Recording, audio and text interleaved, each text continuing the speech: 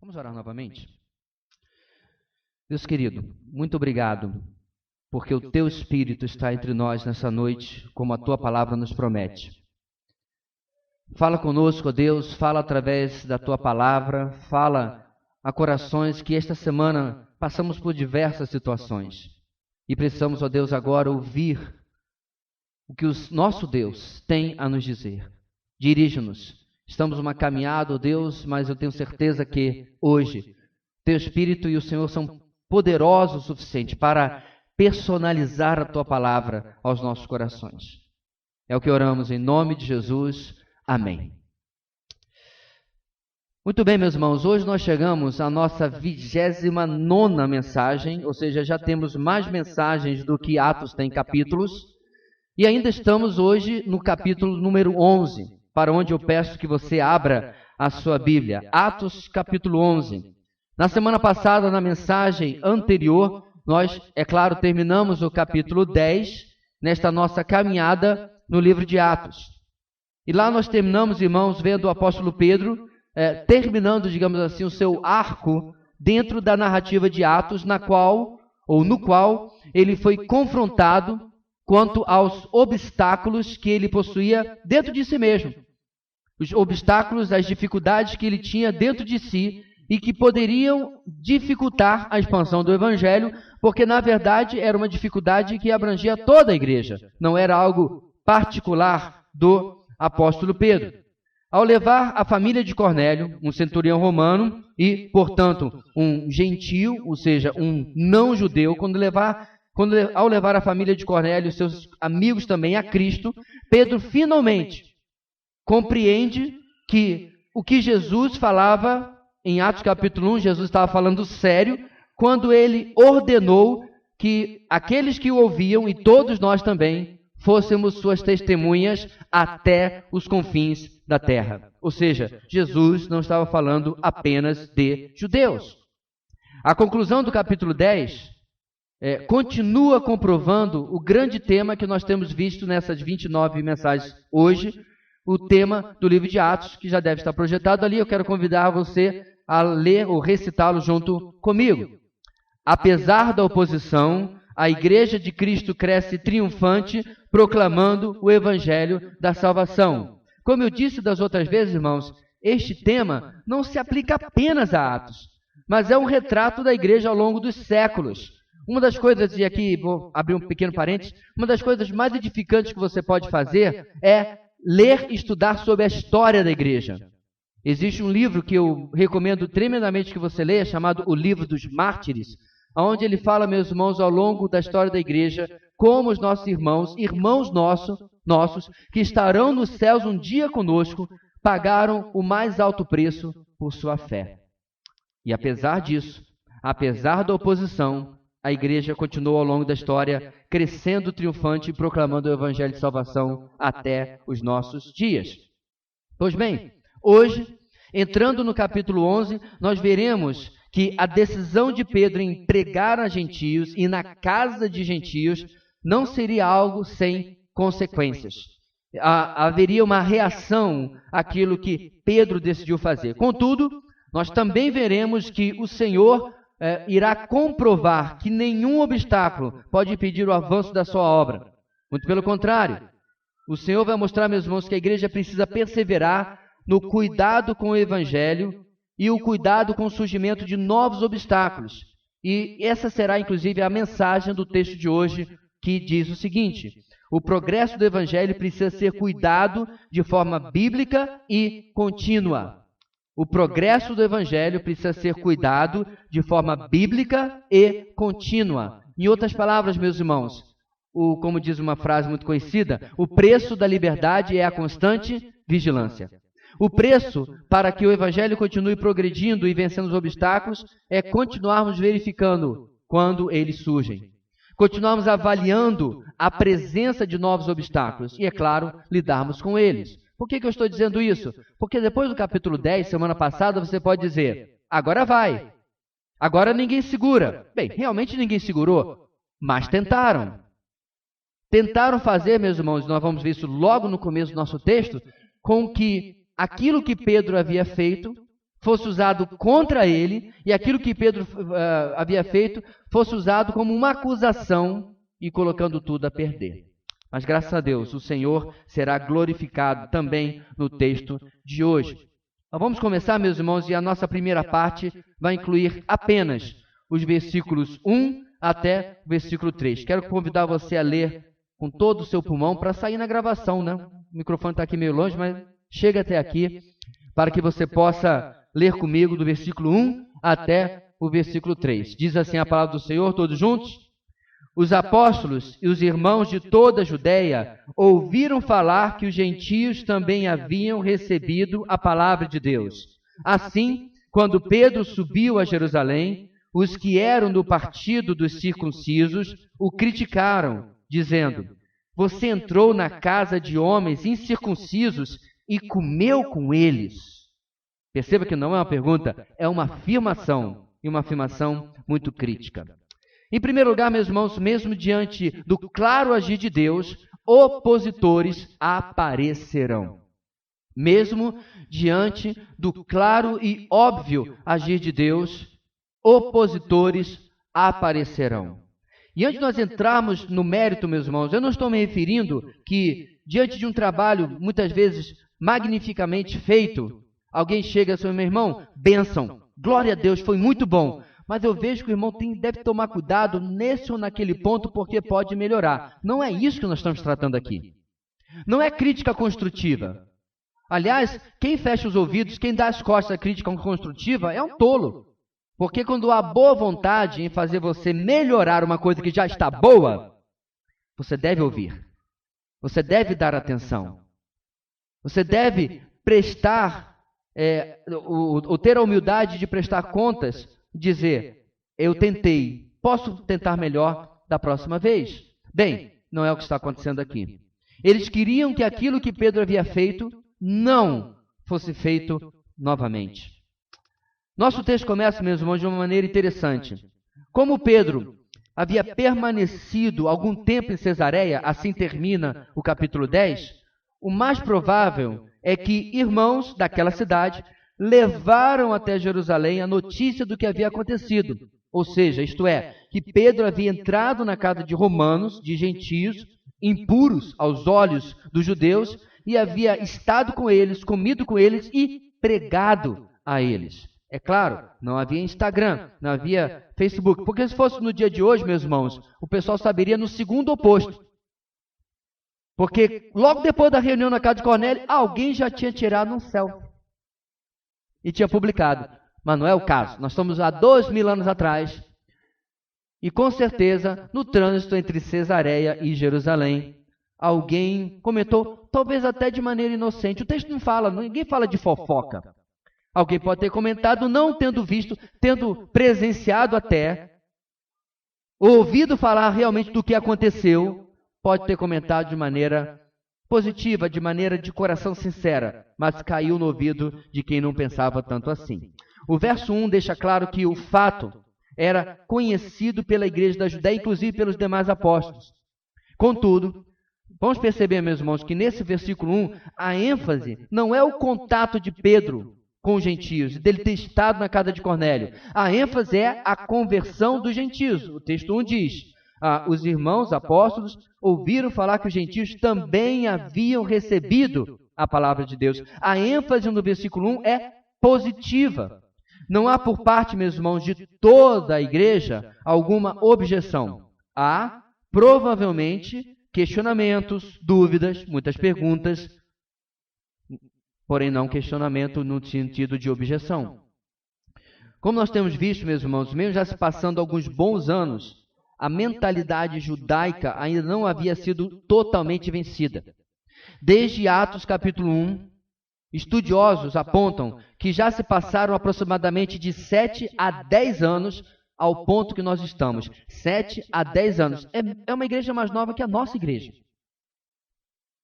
Se bem que eles tinham os apóstolos do seu lado, mas ainda assim, nesse período, que não é um período pequeno, a mentalidade judaica ainda prevalecia. E mesmo nesse período, meus irmãos, apenas a perseguição conseguiu tirar a igreja de dentro de Jerusalém. E apesar disso, apenas agora ela está começando a vencer a sua autoclausura. Ou seja, o seu auto-fechamento cultural, racial, religioso, que a igreja havia imposto a si mesma. Por que eu estou dando essa volta toda? Porque, meus irmãos, não é fácil você mudar um preconceito. O preconceito, ele nem sempre é porque a pessoa é branca, é preta, é azul. O preconceito é um conceito pré-estabelecido. Alguma coisa que você sempre acreditou, e mudar esse pensamento às vezes é complicado. Para um judeu era assim. Então, depois da notícia ter viajado cerca de 123 quilômetros de Cesareia até Jerusalém, o verso 2 nos diz que Pedro volta à cidade, a cidade que havia sido palco dos principais eventos do cristianismo até este ponto, e lá, nessa cidade, o verso 3 diz que ele é confrontado e é questionado. Perceba, meus irmãos, que ele é questionado não por toda a igreja, ele não é questionado, inclusive, nem pelos demais apóstolos. O texto diz que ele é questionado pelo partido dos circuncisos, ou seja, aqueles que eram da circuncisão. A palavra partido aqui, meus irmãos, não é literalmente uma coisa organizada, não é um partido político, não é um partido religioso como os saduceus e os fariseus. A ideia aqui é uma facção, uma divisão, um pedaço que já existia dentro dessa igreja que só tem de 7 a 10 anos. Já havia pequenas panelas, por assim dizer, dentro dessa igreja. Perceba, meus irmãos, que este grupo, por outro lado, não estava interessado na conversão dos gentios, como a maioria da igreja no versículo 1. Eles estavam interessados num detalhe muito particular.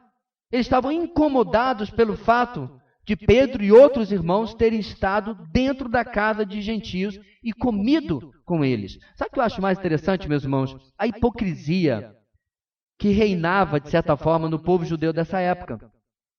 Porque toda vez que o Sinédrio precisava conversar com Pôncio Pilatos, adivinha só aonde o pessoal do Sinédrio ia? Se eles precisavam de alguma ajuda de Pôncio Pilatos, o governador romano da Judéia, lá ia o sumo sacerdote, os sacerdotes, os principais, lá no palácio, que era a casa de Pôncio Pilatos, para conferenciar com ele. Ou seja, quando lhes interessava, pelo menos aos líderes religiosos, esta regra que tanto havia horrorizado esses irmãos, não valia. Porque era realmente uma regra legalista, religiosa, muito mais para um cristão. Esse grupo aqui, meus irmãos, para você entender, apesar de cristãos convertidos de verdade, eles insistiam em manter as práticas judaicas, tentando transformar a igreja em mais uma facção, mais uma continuação do judaísmo, tal como eram os fariseus, os saduceus, por exemplo. Certamente, meus irmãos, entendiam que era o cristianismo a verdadeira evolução, por assim dizer, do pensamento judaico. Eles entendiam que a fé cristã era a conclusão daquilo que se esperava desde o Antigo Testamento, mas achavam que ainda precisavam trazer o Antigo Testamento para a vivência cristã. Portanto, mesmo diante do claro agir de Deus, mesmo diante daquilo que está no versículo 1, irmãos pregaram e gentios receberam a palavra de Deus, opositores aparecem que se preocupam com aquilo que é menos importante. Queria fazer um questionamento antes de seguirmos adiante. É virtualmente impossível um grupo pensar igual em todas as questões. Nós somos, irmãos, como eu já venho falando, cerca de 200 pessoas. É virtualmente impossível, irmãos, nós pensarmos igual. E igrejas não são diferentes. Não é apenas isso que acontece no seu trabalho, não é isso que acontece apenas na sua escola. A igreja também possui diferenças de opiniões. Contudo, o espírito faccioso é algo diferente.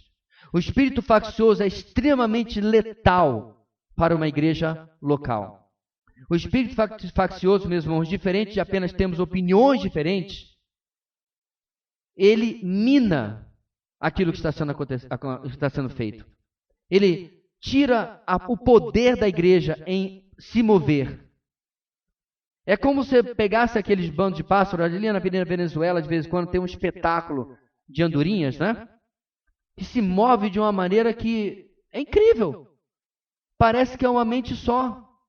E eles vão para a direita e para a esquerda. Sabe por que eles fazem isso? Estudiosos dizem que existe um pássaro alfa dentro daquele monte de pássarozinho. E aquele alfa, escolhido pelo bando, deve ser em eleições diretas, não sei, decide o movimento. O alfa decide, o beta que está do lado copia, o delta, o gama, até o zeta, em milhares e milhares, aquele balé lindo acontece, coisa do seu Criador, né? Incrível. Meus irmãos, quando uma igreja se move, diferentemente deste exemplo, de maneira completamente facciosa, cada um puxando para o seu lado, e detalhe, muitas vezes igrejas fazem isso por questões de nenhuma importância. Eu não estou brincando, irmãos, 39 anos de vida cristã, eu já vi igreja brigar pela cor que vai ser pintada a parede. Um pastor amigo meu, ele teve que atender 2 irmãs e havia o aniversário da igreja, né? Coisa que nós não temos muito costume aqui de comemorar, mas muitas igrejas fazem toda uma festa, ia ter o aniversário da igreja, e 2 irmãs estavam lá, parecendo ele, Salomão, e aquelas querendo dividir o bebê, né, lá na narrativa. Mas a questão não era dividir bebê, era a cor e o tecido da nova cortina que ia ficar atrás do púlpito. E as 2 irmãs, amigas há trocentos anos, estavam brigando. E esse meu colega, na época, um jovem pastor ainda, hoje já está com 50 e poucos anos, jovem pastor diz assim: minhas irmãs, olha só, se você, ele deu uma de Salomão mesmo, se você e você querem alguma cortina atrás, até amanhã vocês têm que chegar a uma decisão. Se até amanhã não for decidido a cor e o tecido, não vai haver cortina alguma. Brigando por causa de cor de cortina. É engraçado, meus irmãos, será que brigaríamos assim para evangelizar? Brigaríamos assim para servir a Deus?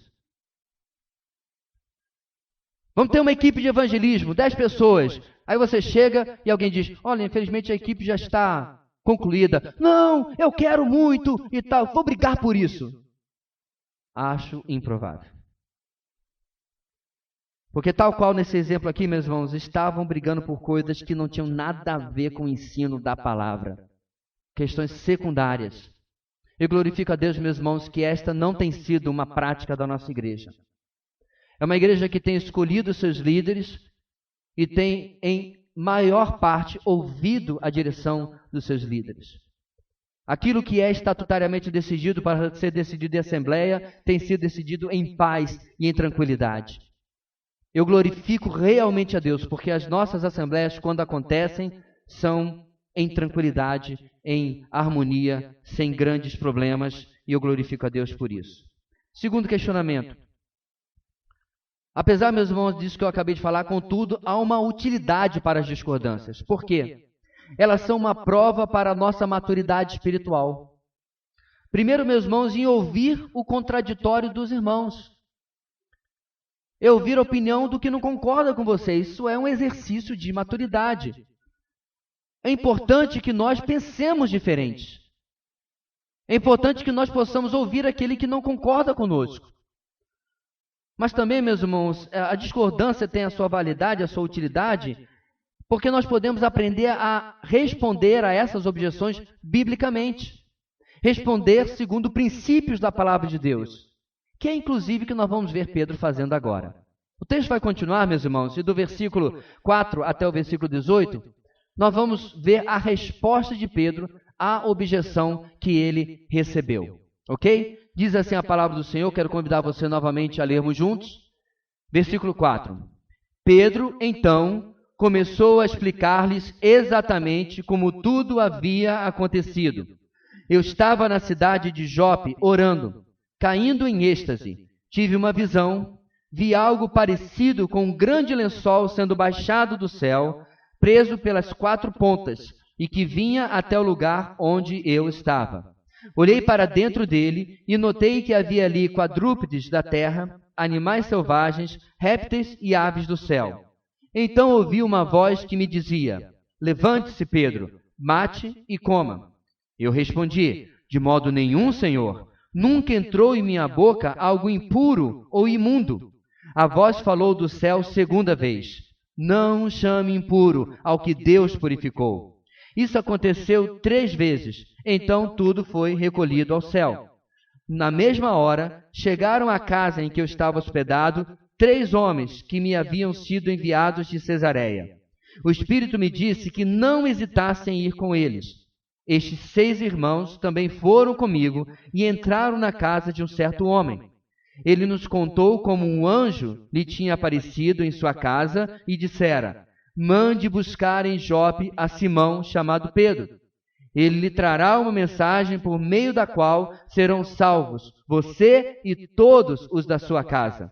Quando comecei a falar, o Espírito Santo desceu sobre eles como sobre nós no princípio.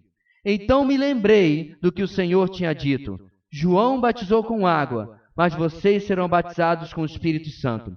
Se, pois, Deus lhes deu o mesmo dom que nos tinha dado quando cremos no Senhor Jesus Cristo, quem era eu para pensar em opor-me a Deus? Ouvindo isso, não apresentaram mais objeções e louvaram a Deus, dizendo: então Deus concedeu arrependimento para a vida até mesmo aos gentios. Em segundo lugar, meus irmãos, continuando o nosso texto, os opositores à obra de Deus são confrontados pelas evidências bíblicas do agir de Deus. Opositores à obra de Deus são confrontados pelas evidências bíblicas do agir de Deus.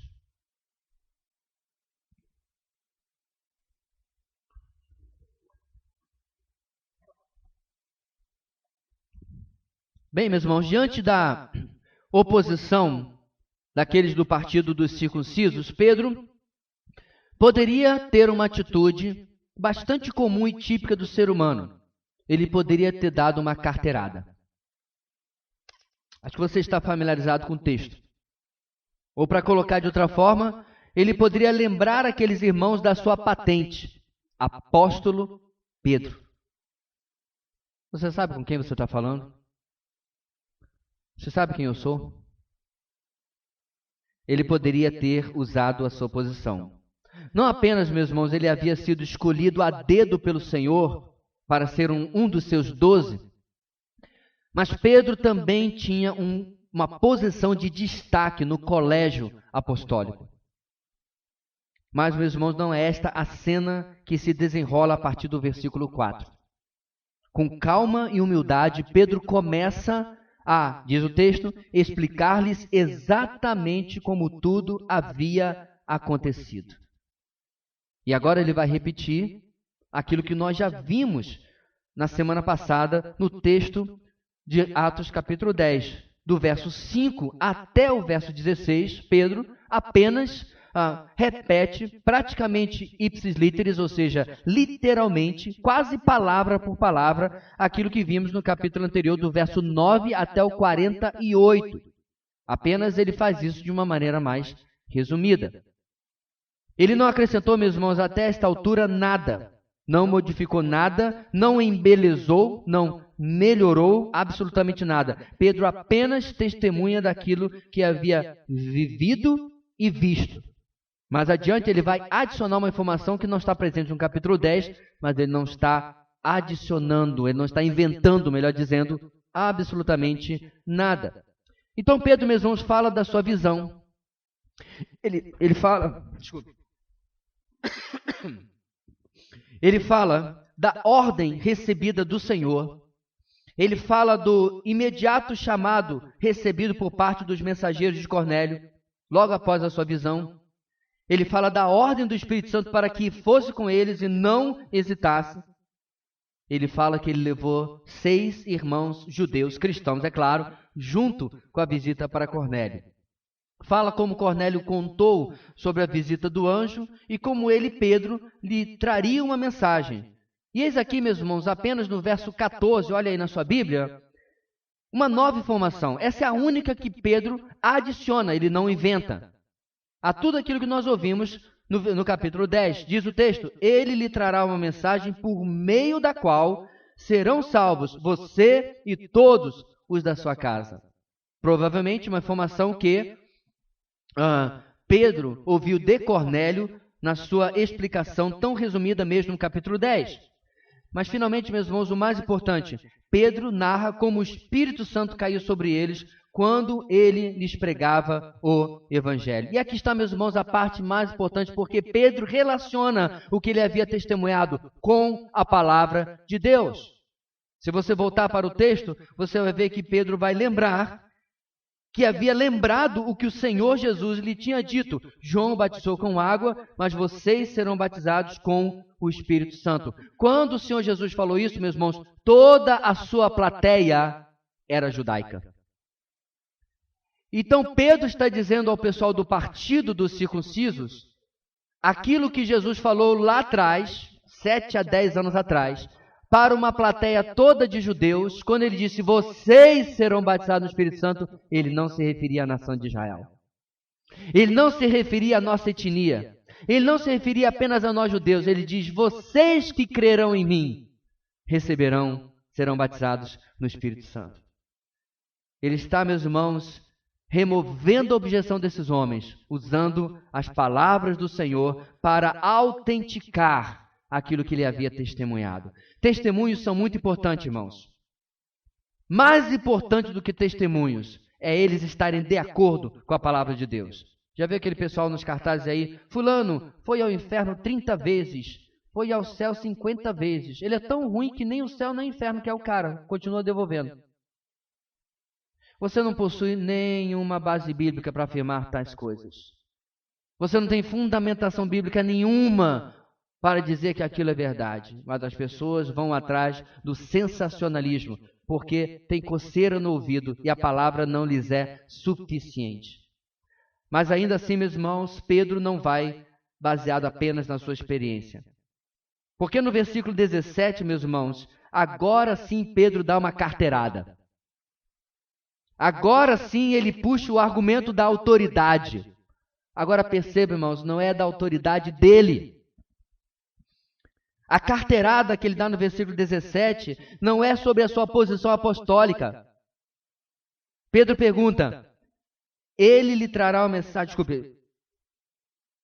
ele lhe trará uma mensagem por qual vocês serão salvos e todos os da sua casa. É como se ele estivesse perguntando àqueles do partido dos circuncisos, vocês se oporiam ao que Deus estava fazendo ao cumprir o que o Senhor havia dito que faria pelo Espírito Santo?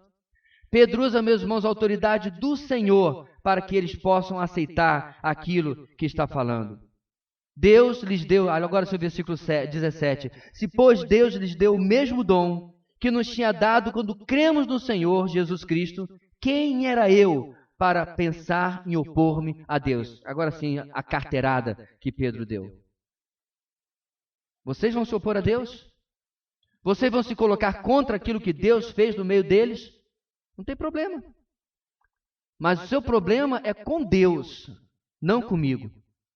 Eu me lembro, meus irmãos, guardadas as devidas proporções, que quando eu fui estudar em São Paulo, alguns batistões, aqueles que matam e morrem pela denominação, sabe como é que é?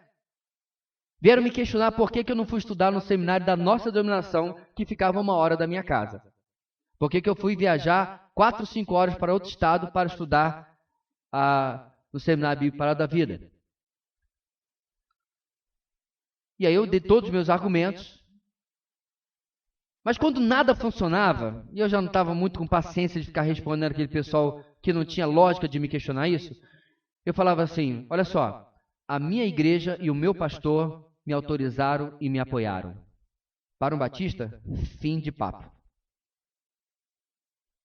Vocês vão se opor contra a assembleia da igreja onde eu congrego? Vocês vão se opor contra a autorização do meu pastor?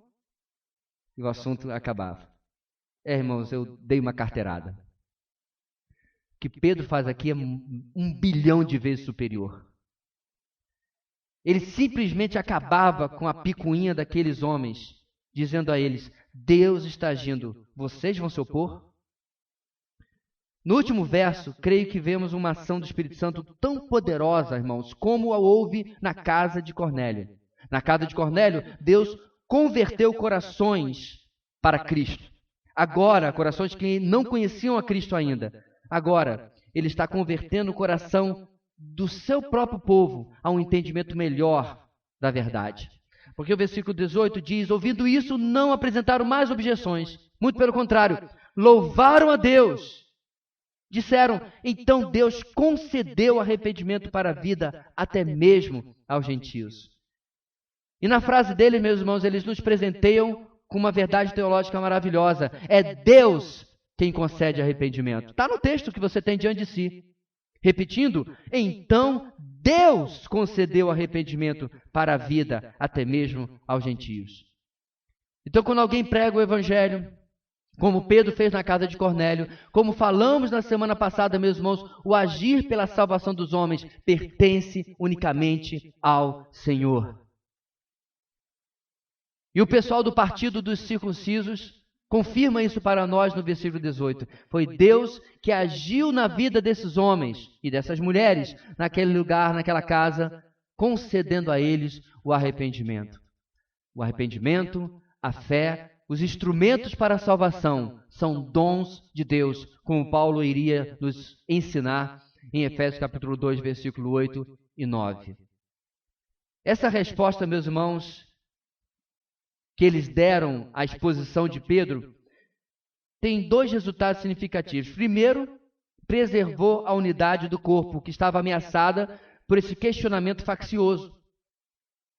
Como é bom, meus irmãos, quando o questionamento, que ele é válido, ele é respondido de maneira bíblica, ele convence corações e a igreja volta à sua harmonia. Nesta semana, eu estive conversando com o irmão Alexandre. Marcamos, fomos lá, né? Faltou um churrasquinho, né, meu irmão? Essa conversa sempre é melhor no churrasco. Porque ele tinha uma dúvida sobre o procedimento e a forma de entender da nossa igreja sobre um assunto determinado que não tem nada a ver com a nossa mensagem. Ele fez a coisa certa. Veio conversar em lugar de, e que nós já vimos muito isso em muitos lugares, inclusive aqui em anos anteriores, conversar paralelamente e contaminar outros, porque a sua posição pode não ser exatamente aquela que a maioria da igreja pensa. Ninguém quer, meus irmãos, autômatos no reino de Deus. Há questões que estamos fechados. Nós somos uma igreja trinitariana. Isso não está em absoluto sobre discussão.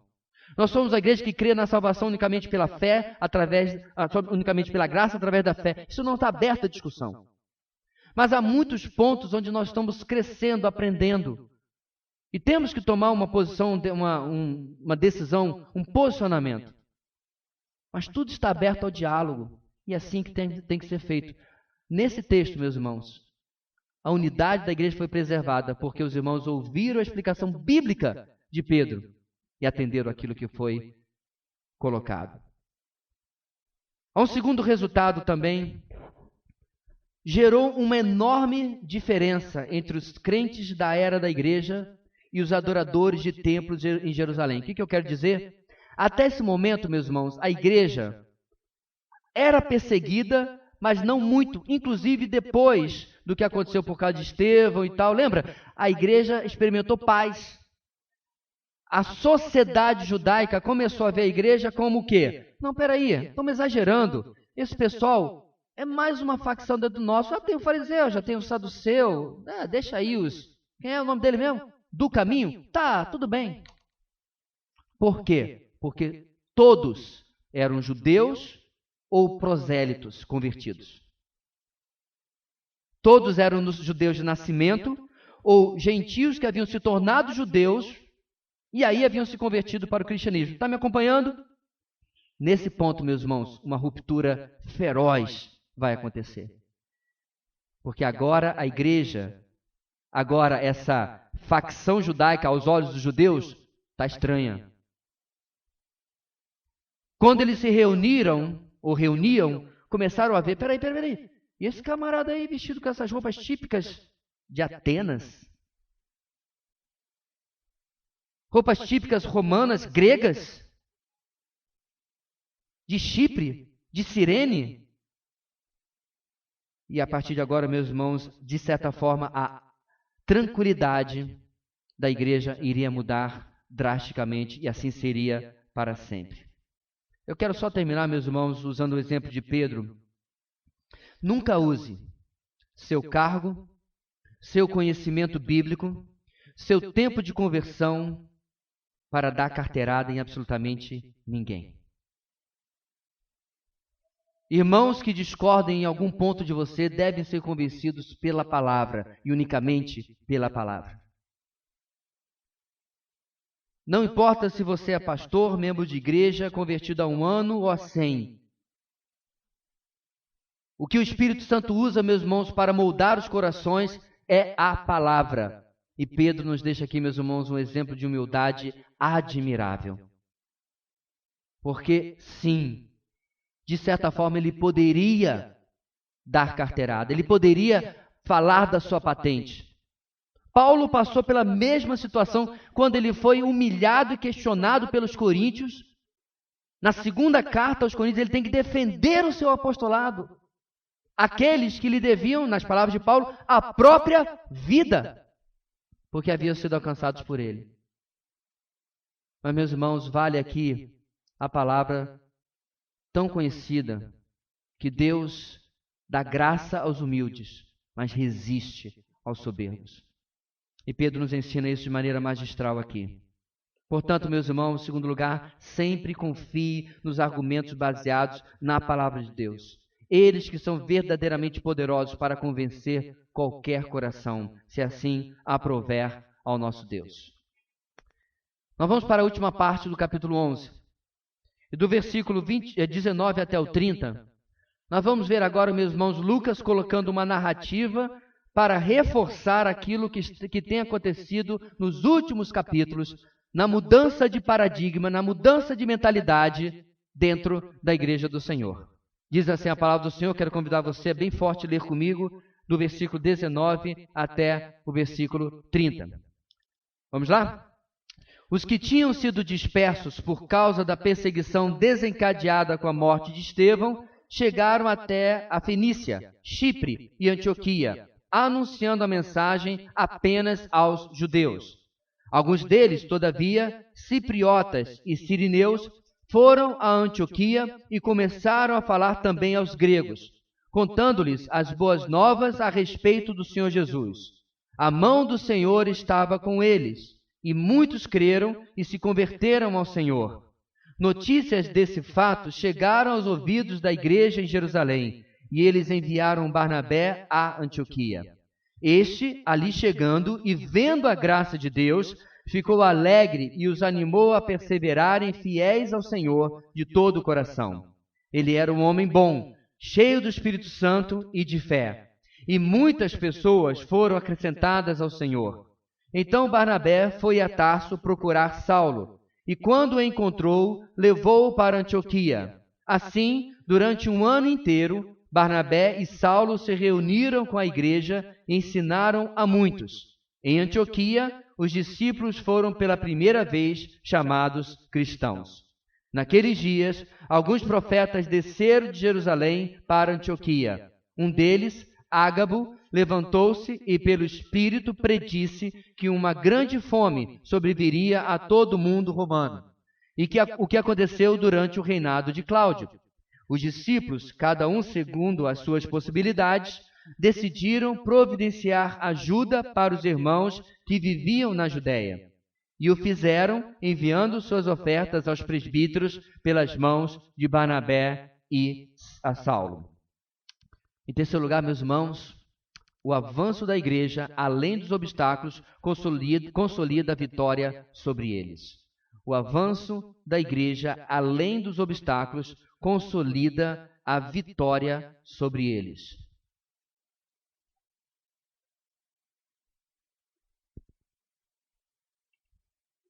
Na continuação do nosso texto, nessa parte final, meus irmãos, no versículo 19, Lucas, o autor de Atos, o escritor de Atos, melhor dizendo, volta alguns capítulos antes.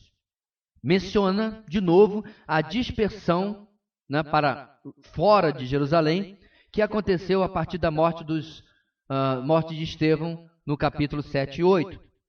Estes que foram dispersos chegaram até a Fenícia, que está no litoral noroeste de Jerusalém.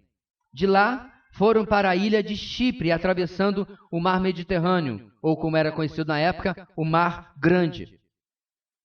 E dali também, da Fenícia, ou também através de Chipre, chegaram a uma cidade chamada Antioquia, na Síria. Essa cidade, meus irmãos, era a terceira maior cidade do Império Romano. Só perdia para Roma e para Alexandria. Antioquia não era a única cidade com este nome, existe uma outra na Bíblia chamada Antioquia da Pisídia. Mas esta aqui era uma cidade extremamente importante, de um porto e um ponto comercial, não, porto não, desculpe, uma cidade comercial que ficava à beira do rio chamado Orontes. Agora, meus irmãos, é interessante porque era uma cidade moralmente, eticamente questionável.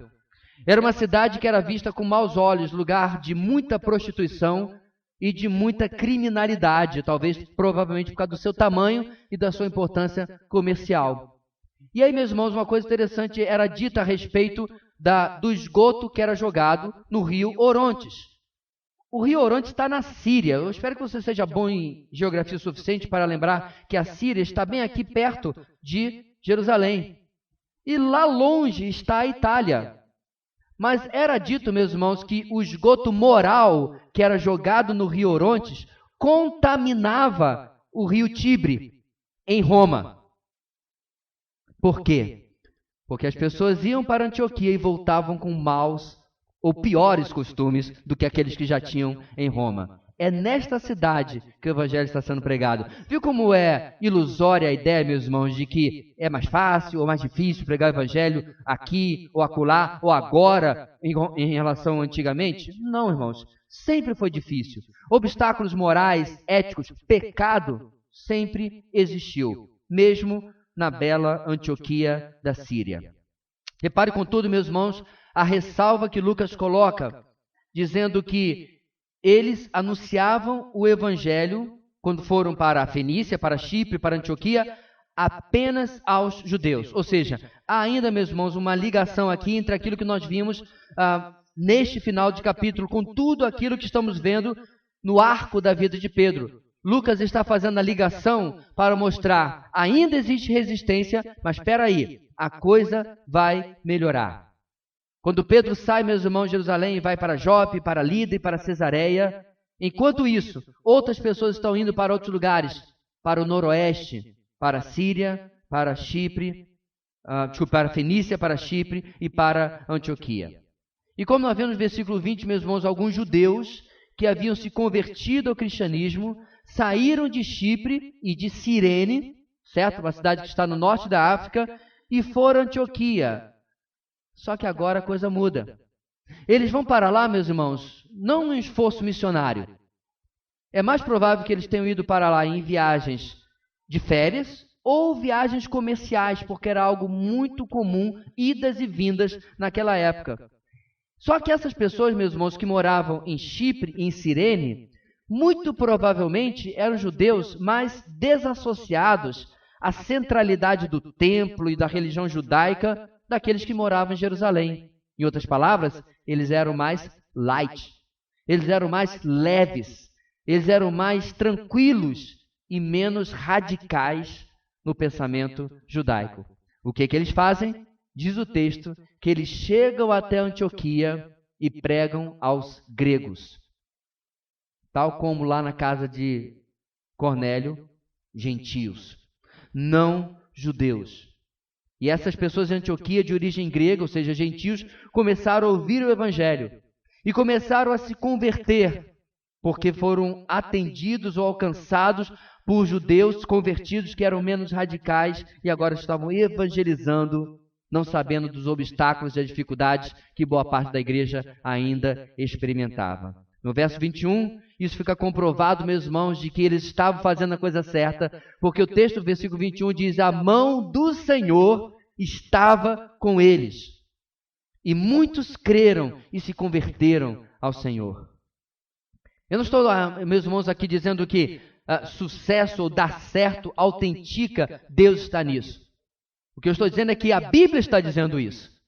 Que neste caso, esses judeus cristãos pregando a gentios era exatamente o que Deus queria que fizesse. Pastor, como você sabe disso? Porque ninguém se converte sem Deus querer.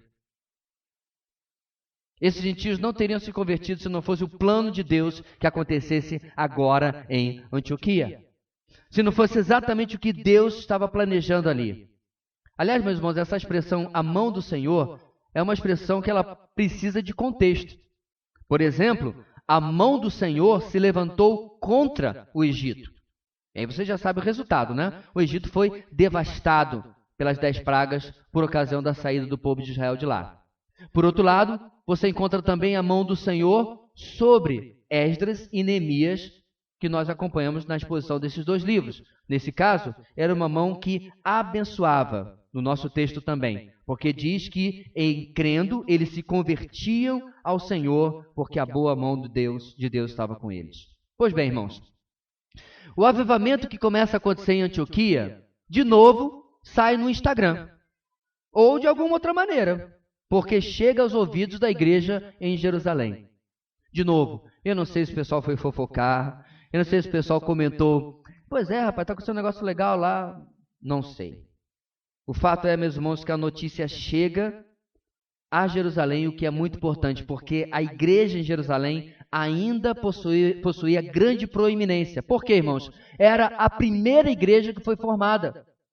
E também era a igreja onde estavam os apóstolos, ou seja, tudo o que acontecia na cristandade precisava da chancela de Jerusalém. Isso vai acontecer com Paulo mais à frente também. Ele volta a Jerusalém em determinado ponto do seu ministério para se justificar diante da igreja, diante dos apóstolos, diante dos líderes lá. Portanto, nada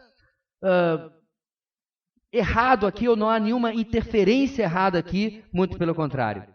Pois bem, o avivamento chega, a notícia lá, e no verso 22, nos diz que eles enviaram Barnabé. Olha que coisa curiosa, meus irmãos. Barnabé era chipriota, ou seja, ele também era natural de Chipre. Da onde havia vindo os evangelistas que levaram o evangelho até Antioquia. Bem, como eu acredito em Jesuscidências, mas não em coincidências, eu creio que com certeza Barnabé foi escolhido por Deus, ou por Deus e pelos homens, exatamente porque ali estavam alguns da sua terra natal fazendo aquele trabalho. E diz o texto, meus irmãos, que ele chega a Chipre ali para ver o que acontece, para ver avaliar o que estava acontecendo. Ele não chega com um juízo pré-estabelecido, ele não chega com uma palavra pré-preparada, desculpe a redundância, ele ouve, ele observa, porque o texto diz, meus irmãos, que ele era um homem bom, cheio do Espírito Santo e cheio de fé. Aliás, não tem sido essa a trajetória de Barnabé? A primeira vez que ele aparece, meus irmãos, em Atos, está lá no capítulo 4, onde ele aparece doando seus bens para ajudar aos necessitados. Depois ele vai voltar a aparecer no capítulo 9, quando todo mundo estava com medo de Saulo, achando que a conversão dele era falsa, que ele queria fingir para aprontar alguma coisa. O que Barnabé faz? Ele acolhe Saulo e o leva até os apóstolos para apresentá-lo, ou seja, ele realmente é este homem bom, este homem cheio de fé e cheio do Espírito Santo. Ele faz jus ao apelido dele, porque Barnabé não era o nome dele. O nome dele era qual, irmãos? Alguém lembra? José. Barnabé era o apelido que ele recebeu, porque José era um nome muito comum, até os dias de hoje. Barnabé significa o quê? Filho do encorajamento. Olha, meus irmãos, que bênção que deve ser ter muitos Barnabés em uma igreja local. Muitos Barnabés na nossa vida. Filho do encorajamento, aquele que coloca o braço ao redor de vamos. Você ainda consegue crer. Você ainda consegue continuar. Aquele que há o momento da brincadeira, mas aquele que também no momento que não se há mais espaço para brincadeira, está ali apoiando. E essa igreja precisava exatamente desse homem agora. No verso 24, Lucas abre um parênteses para dar novamente as credenciais de Barnabé. Como eu disse, um homem bom e cheio do Espírito Santo e de fé. Logo depois ele afirma que ainda mais pessoas foram acrescentadas ao Senhor. Ou seja, mais gentios se converteram depois da chegada de Barnabé. Deus está fazendo tudo perfeitamente. Gentios se convertem, Barnabé vai até lá. O que está acontecendo? Mais gentios se convertem e Barnabé agora os incentiva a manterem-se firmes com o Senhor e continuarem em frente. Irmãos, algumas igrejas crescem de muitas maneiras. Mas muitas igrejas que crescem necessitam rapidamente de ajuda, necessitam rapidamente de mais gente para trabalhar aqueles que vão sendo convertidos. E Barnabé viu, meus irmãos, rapidamente que o desafio diante dele era maior do que ele poderia lidar sozinho. Por quê? Porque os irmãos que vieram de Chipre, de Cirene, provavelmente não eram mestres da palavra. Eram homens fiéis, evangelistas, graças a Deus pela vida deles, mas tinham suas limitações. E logo Barnabé, meus irmãos, disse: isso aqui é mais do que eu aguento. Isso aqui é mais do que eu consigo fazer sozinho. E aí, meus irmãos, o texto diz que ele vai buscar alguém para ajudar. Mas isso não é novidade na palavra de Deus, meus irmãos. Em Efésios capítulo 4, se não quiser abrir a sua Bíblia, pode apenas ouvir, nos versículos 11 e 12, Paulo ensina, meus irmãos, como é que é a dinâmica de edificação da igreja. Presta atenção. Ele, está falando de Jesus, designou alguns para apóstolos, outros para profetas, outros para evangelistas e outros para pastores e mestres. Com o fim, ou seja, com o objetivo de preparar os santos para a obra do ministério, para que o corpo de Cristo seja edificado. Em algum lugar lá em Chipre, em algum lugar lá em Cirene, isso aqui aconteceu. Aqueles irmãos estavam preparados, estavam edificados, estavam capacitados. E aí, talvez em uma viagem, como eu disse, comercial até Antioquia, começaram a pregar a gregos. E Deus abençoou o trabalho deles. Quem faz a obra mesmo, meus irmãos? A igreja. Mas Deus tem colocado, tem levantado homens, mulheres também, no seu devido lugar, para ocupar o trabalho de edificar a igreja, para que ela possa fazer o trabalho. Portanto, irmãos, no versículo 25, diante desse desafio, Barnabé pensa rápido e vai a Tarso. Porque ficava apenas 200 quilômetros de distância. É pertinho. Na verdade, era mais perto que a distância de Jerusalém para Damasco. Ele vai até lá em busca de Saulo. Ele o leva Saulo para ajudá-lo a cuidar daquela igreja tão nova, mas já com tanta gente. Lá, em Antioquia, no verso 26, eles ensinam a igreja durante 1 ano. E mais uma vez, meus irmãos, nós temos o mapa no livro de Atos para ter uma igreja forte e saudável. O mapa é simples: ensino. Preste bem atenção. Barnabé não busca Saulo para fazer louvorzão, não busca Saulo, nem mesmo, irmãos, para fazer apenas reunião de oração. Ele não busca Saulo para fazer marcha para Jesus. Ele não busca. Vamos fazer marcha para Jesus aqui em Antioquia. Antioquia está mal. Vamos marchar pelas ruas de Antioquia tomando posse para Jesus. Quando que a igreja de Cristo vai acordar? Se você pegar, meus irmãos, se der o trabalho do Novo Testamento e anotar cada vez que aparece a palavra ensino, preceito, doutrina, você vai ver, meus irmãos, a quantidade enorme de que isso tem no Novo Testamento. Agora vamos falar de louvor. Você tem o texto de Efésios e aí quase acabou. Mas há, meus irmãos, nos nossos dias, uma idolatria do louvor. E quando eu digo nossos dias, faz uns 10, 20, 30 anos que isso começou. O camarada não tem dinheiro, ou não tinha dinheiro na minha época, mas comprava o disco CD novo da banda ou do grupo de louvor que saiu, porque não podia ficar sem. Aí você ia na casa dele, olhava a estante, não tinha um livro cristão que prestasse para sua própria edificação. E essa geração, meus irmãos, é aquela que da historinha que eu já contei para vocês, do camarada que eu recitei, ainda que a figueira não floresça, né, e tal, e o fruto da oliveira minta e tal, e aí ele disse: muito bom isso aí, Fernandinho. Eu falei: teve um camarada que escreveu um pouquinho antes de Fernandinho isso daí, só 2.600 anos antes, chamado Abacuque. Uma geração cuja teologia sai de musiquinhas. Paulo pega Barnabé, aliás, ao contrário, Barnabé pega a Saulo, um homem que conhecia o Antigo Testamento, meus irmãos, como muitos jamais conhecerão. E agora já havia feito a reengenharia da nova aliança. E durante 1 ano, inveja santa, Um ano aprendendo, não sei se era uma vez por semana, diariamente, 3 vezes ao dia, eu não sei. O texto não fala. Um ano de ensino. Sabe por que eu estou destacando isso tanto, meus irmãos? Porque funcionou. Porque o resto do nosso texto, versículos 27 a 30, é uma resposta a alguém que poderia perguntar: um ano de ensino, mas e agora? Quais são os reflexos, quais são as evidências dessa igreja como uma igreja saudável? Porque do 27 a 30, meus irmãos, eles ouvem um aviso profético de um homem chamado Ágabo, de que viria uma fome sobre o Império Romano.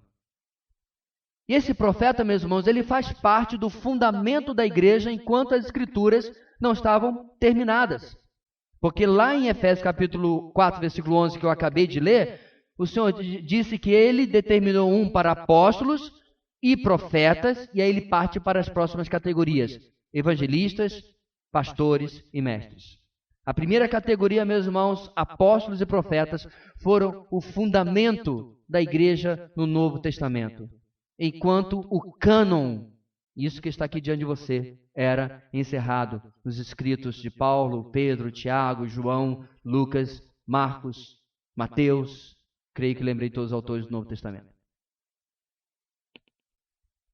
O mais importante, meus irmãos, é aí que está a coisa. Nosso mundo de hoje, a igreja de hoje, lê esse texto e diz: profecia, profecia, profecia. Este não é o foco do texto. Tanto quanto não era em nenhuma das curas de Atos. O foco de Lucas não é dizer: olha aí a cura. Já curou alguém hoje? Esse não é o foco de Lucas. Não é o objetivo de Lucas. O que Lucas faz, meus irmãos, ao colocar essa narrativa logo depois do que ele disse agora há pouco, do ensino de um ano, é dizer: essa igreja vivia o que aprendia. Vivia o que aprendia o quê, pastor? Profecia? Não, querido.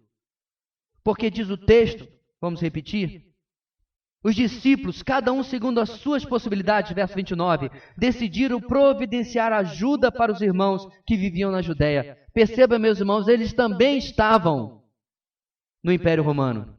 Eles estavam dentro do território de fome. Mas era uma cidade próspera. Era uma cidade rica. E os irmãos da Judéia, com certeza, estavam passando grande necessidade, porque já tinham passado por uma diáspora, por uma dispersão, tinham que ter saído de Jerusalém, vivido em outro lugar, depois voltado para Jerusalém.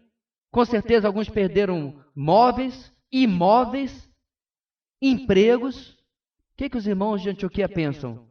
Nós temos o bastante. Nós temos mais do que o suficiente. Está sobrando.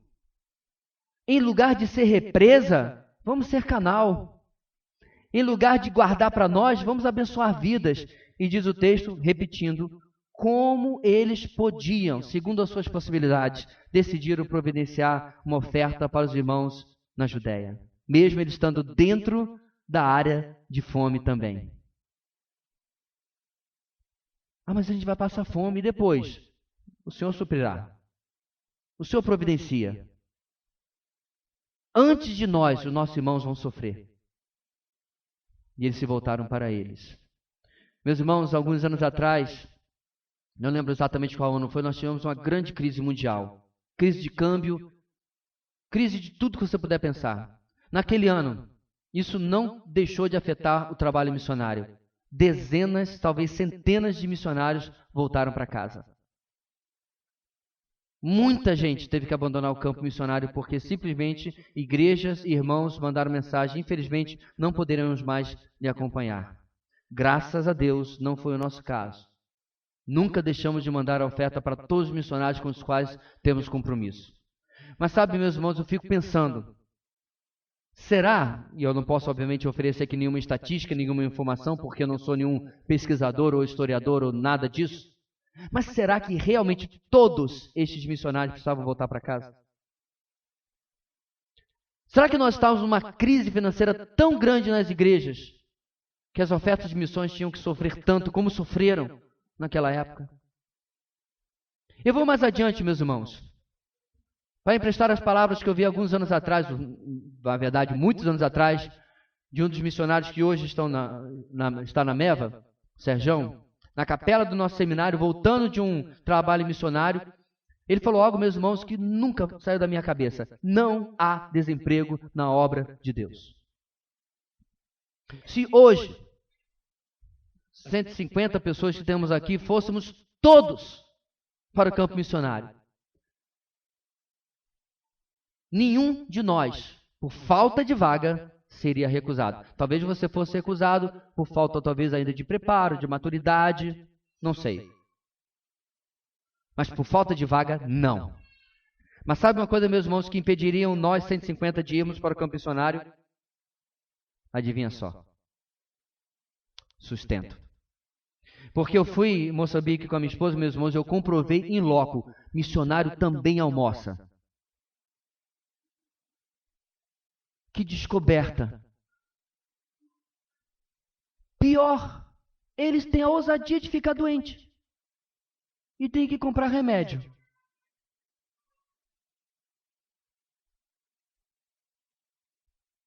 Infelizmente ainda tem muita gente, meus irmãos, que acha que missionário, já que vai para a obra, mas ele vai para sofrer. Sabe, meus irmãos, deveria ser o contrário. Nós que deveríamos sofrer. Se você quiser usar a palavra. Não pode haver, meus irmãos, necessitados na obra de Deus. Quer seja no campo missionário, quer seja materialmente em nosso meio também. É claro, como já falei em outra ocasião, em outra mensagem, a minha bola de cristal, ela é chinesa, eu comprei no Alibaba. Ela está quebrada. Então, se alguém está passando uma necessidade e essa pessoa não comunica, não compartilha com o irmão, não fala para o seu líder de grupo de vida, não fala para um presbítero da igreja, ninguém tem como adivinhar. Mas se nós sabemos e não agimos, cadê o amor? Cadê a comunidade? Cadê a videira? Essa igreja, meus irmãos, aprendeu e viveu. Um ano de ensino com aquele que um dia seria o apóstolo Paulo, com este homem que antes era perseguidor da igreja e com o seu tutor Barnabé, causou uma profunda diferença nesta igreja. E o caso que acontece, meus irmãos, em Antioquia, serve para nós, terminando a mensagem, para comprovar de verdade que o progresso do evangelho precisa ser cuidado de forma bíblica e contínua. Assim Pedro fez diante dos opositores de Jerusalém, assim Barnabé fez com Saulo na nova igreja em Antioquia. Portanto, meus irmãos, se de repente você na nossa EBD disser assim, pastor, eu já tenho X anos de convertido, isso aí eu já sei. Minha resposta para você é a seguinte, bem-aventurado coisa será se você a praticar. Porque a igreja continua sendo aquele lugar, meus irmãos, onde nós viemos, não para ouvir novidades, mas para ouvir as velhas verdades que insistimos em esquecer. Oremos.